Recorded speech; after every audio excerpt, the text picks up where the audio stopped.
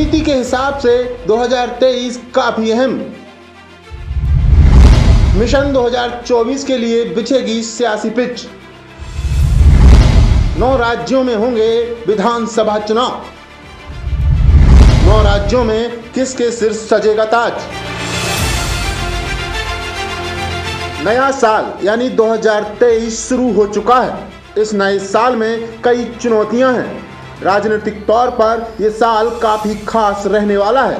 ये ऐसा साल है जहां 2024 की पिच तैयार होगी।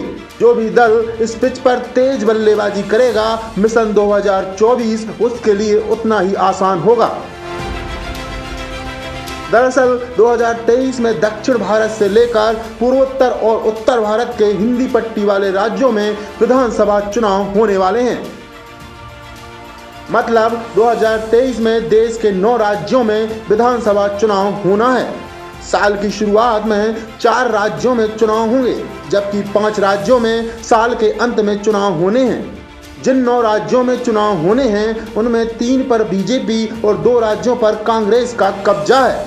3 राज्यों पर क्षेत्रीय दल सत्ता में हैं, लेकिन बीजेपी सहयोगी दल है।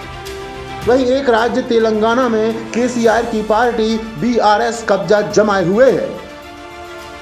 ऐसे में ये नया साल 2024 के लोकसभा चुनाव के लिए काफी अहम माना जा रहा है।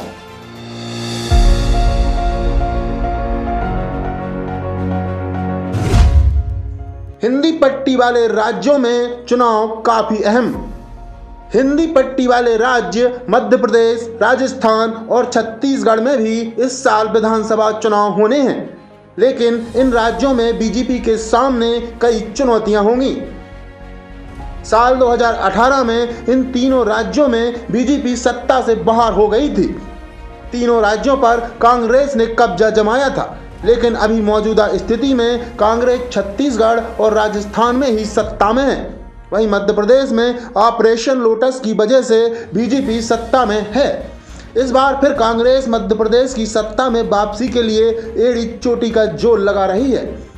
दूसरी तरफ बीजेपी ज्योतिरादित्य सिंधिया के प्रभाव वाले क्षेत्रों से पार्टी की सीटें बढ़ाने की उम्मीद लगाए बैठी है। राज्य की आरक्षित सीटों पर बढ़त बनाना बीजेपी के सामने सबसे बड़ी चुनौती है।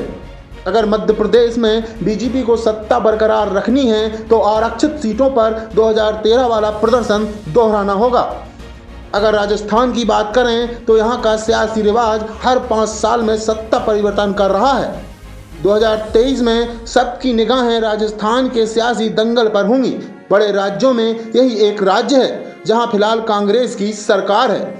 राजस्थान में पिछले 6 चुनावों से बीजेपी और कांग्रेस बारी बारी से सत्ता में आती हैं। ये सिलसिला 1993 से जारी है।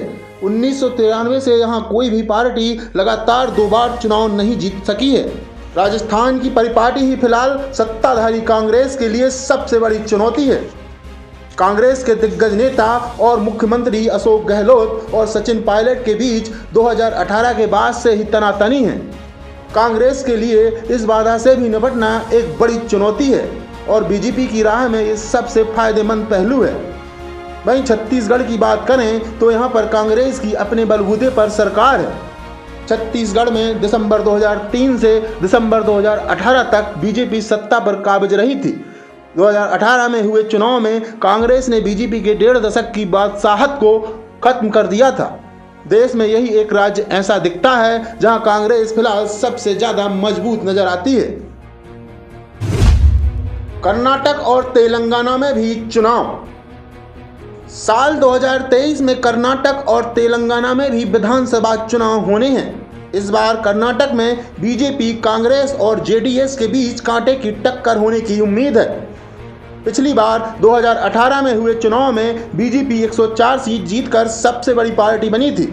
वहीं कांग्रेस ने 80 सीटें जीती थीं। वहीं जेडीएस को 37 सीटों पर जीत मिली थी।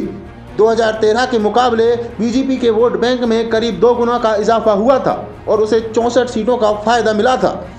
2018 के चुनाव में कांग्रेस को 42 सीटों का नुकसान हुआ था। ऐसे में 2023 के विधानसभा चुनाव में कर्नाटक में त्रिकोणीय मुकाबला देखने को मिल सकता है। वहीं तेलंगाना की बात करें तो यहाँ की सियासत में अब तक के चंद्रशेखर राव का एक छत्र राज रहा है। अलग राज्य बनने के बाद 2018 में यहाँ पहली बार विधानसभा चुनाव हुआ था।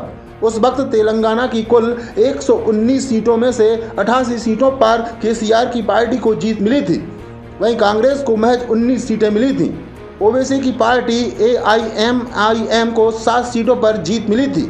एन चंद्रबाबू नायडू की पार्टी TDP को महज 2 और बीजेपी को 1 सीट पर जीत मिली थी। हालांकि बीजेपी 7% से ज़्यादा वोट लाने में कामयाब हुई थी। इन 4 राज्यों में भी चुनाव मध्य प्रदेश, छत्तीसगढ़, राजस्थान, कर्नाटक और तेलंगाना के साथ साथ 2023 में पूर्वोत्तर के मेघालय, त्रिपुरा, नागालैंड और मिजोरम में भी चुनाव होने हैं। वहीं जम्मू कश्मीर में आर्टिकल 370 हटने और केंद्र शासित प्रदेश बनने के बाद पहली बार विधानसभा चुनाव होने हैं, लेकिन इस साल होंगे कि नहीं यह तस्वीर साफ नहीं है। हालांकि जम्मू कश्मीर के सीटों का परिसीमन हो चुका है और चुनाव कराने के लिए केंद्र की मोदी सरकार कह चुकी है कि जल्द ही चुनाव कराए जाएंगे।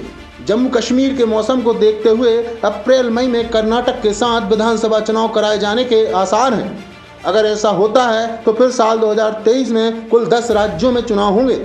इन 10 राज्यों में लोकसभा की 83 सीटें आती हैं, जो कुल 543 संसदीय सीटों की 17% सीटें होती हैं। ऐसे में 2023 के चुनावी नतीजों का डायरेक्ट या इनडायरेक्ट असर 2024 के लोकसभा चुनाव में पड़ेगा।